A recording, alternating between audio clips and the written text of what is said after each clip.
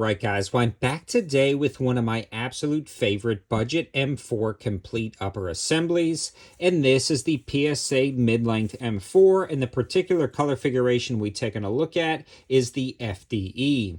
Now for me, an M4 upper is a very interesting niche in 2024 because there are so many free float upper assemblies, meaning the rail system does not make connection with the front sight post in any way, and it is attached via a barrel nut locking system to the upper receiver itself.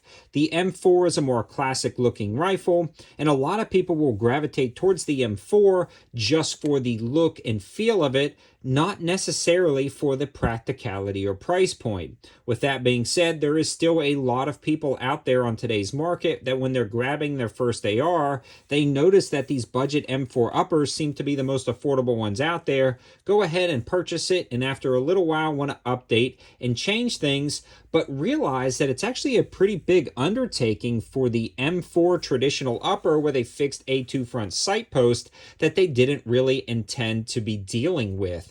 So that's why a lot of times I recommend for the first AR going with something with a free float M-LOK or quad rail system already built in. But for those guys looking for that classic M4 or really looking for just a basic ranch rifle that they don't want to tinker with too much, this is going to be a great option, especially on a budget. Now, for more information about that kind of stuff, definitely head over to the campsite page. There is a lot more over there, and I can go into greater detail. Now, before we get too far into the overview of this particular upper made by PSA, I do want to give a huge shout out to AAC for sponsoring the ammo to help make this video. Without their support, it'd be really difficult to continue to produce reviews at the pace I'm doing it.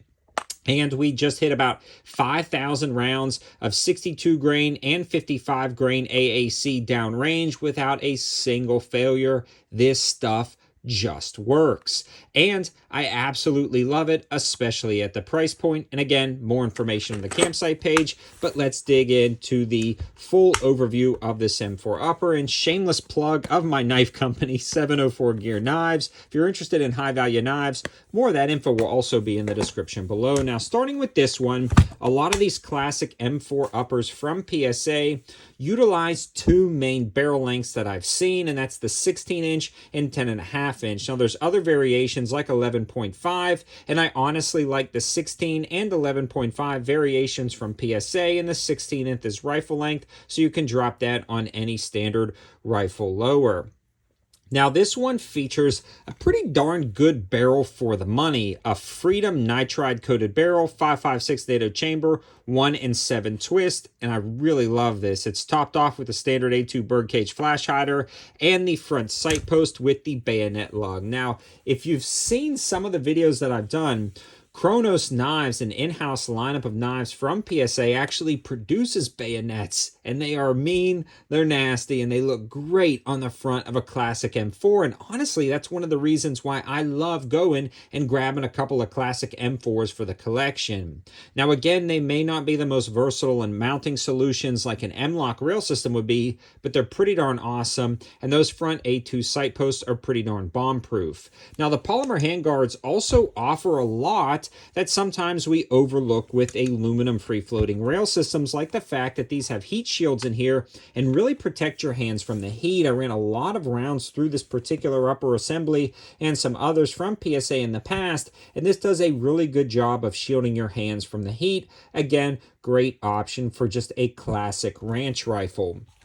Moving to the upper assembly itself, you have the traditional upper assembly, forward assist, charging handle, and dust cover, and the BCGs on these guys are pretty darn good. This particular one is actually MPI tested, and it's been running great. Even though you see a little carbon buildup on here, it cycles and functions perfectly. Now, the BCG is like the heart of the rifle. If it's not beating, your rifle is not functioning, and this one works out great. And for YouTube purposes, that is for cleaning purposes, is how you would remove that BCG to clean it and lubricate it. So please don't demonetize me, YouTube. And the charging handle is fairly standard. Now, they do give you a slight flat top section up here that you can put a rear iron sight. I chose to do a flip up mag pole and the Go Wutar red dot on there. that allows you to get pretty versatile, but also have the backup and reliability of fixed iron sights on your rifle, which in my opinion is not to be overlooked. And I honestly think most guys going out there should learn iron sights before they learn a red dot. It just helps you better understand the complete sighting setup, from irons to red dots to prisms to LPVOs and long range optics. Starting with the basics is always good for fundamental marksmanship.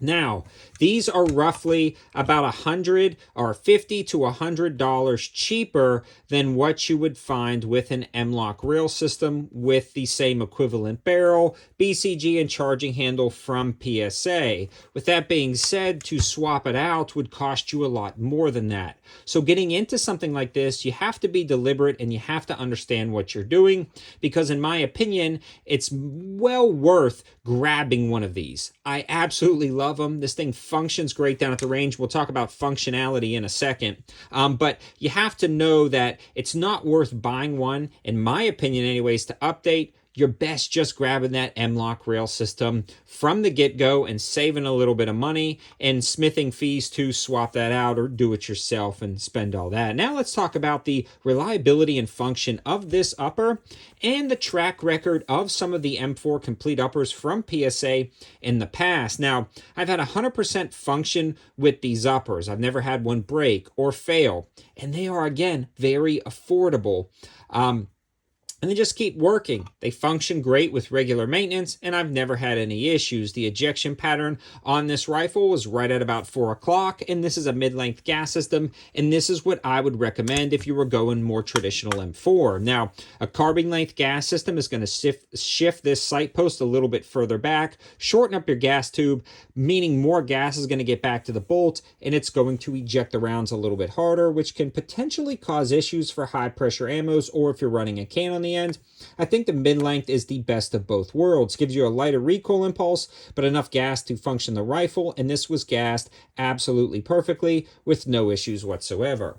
In summary, if you know what you're getting and you understand that you want a complete M4 upper for your collection, this is where it's at, in my opinion, on a budget. This is my favorite. Now, can you get better versions? Yes, even PSA makes options with cold hammer forged barrels, and you can update BCGs and things like that. But in my opinion, there's no better classic M4 on a budget than this one. But let me know your thoughts in the comment section below. What experiences have you had?